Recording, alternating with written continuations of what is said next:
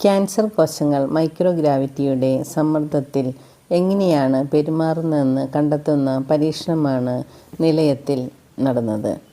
Mission കമാൻഡറായ പെക്കി വിറ്റ്സൺ നടത്തുന്ന ഗവേഷണം തീവ്ര ക്യാൻസർ രോഗങ്ങൾക്കുള്ള ചികിത്സാരീതികൾ വികസിപ്പിക്കുന്നതിന് വഴിയൊരുക്കുമെന്നാണ് പ്രതീക്ഷിക്കുന്നത്.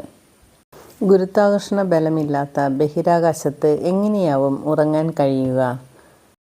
ആലപ്പുഴ തിരുവമ്പാടി THSലെ 10ാം ക്ലാസ് വിദ്യാർത്ഥിനി എസ് നിധിയുടെ ചോദ്യം ഭൂമിയിൽ നിന്ന് 400 കിലോമീറ്റർ സഞ്ചരിച്ച് ബഹിരാകാശ നിലയത്തിലെത്തി.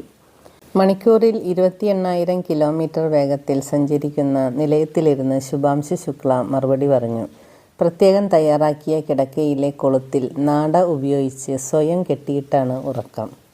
തിരുവനന്തപുരം VSSC സംഘടിപ്പിച്ച പരിപാടിയിലാണ് 150 കുട്ടികൾ തത്സമയം ശുഭാംശുമായി സംവദിച്ചത്. തിരഞ്ഞെടുത്ത വിദ്യാർത്ഥികൾക്ക് വ്യാഴാഴ്ച 2:30 മുതൽ 10 മിനിറ്റ് സമയമാണ് കിട്ടിയത്. കേരളത്തിൽ നിന്നുള്ള കുട്ടികൾക്ക് പുറമെ ശുഭാംശു പഠിച്ച ലക്നൗ സ്കൂളിലെ കുട്ടികളും പങ്കെടുത്തു.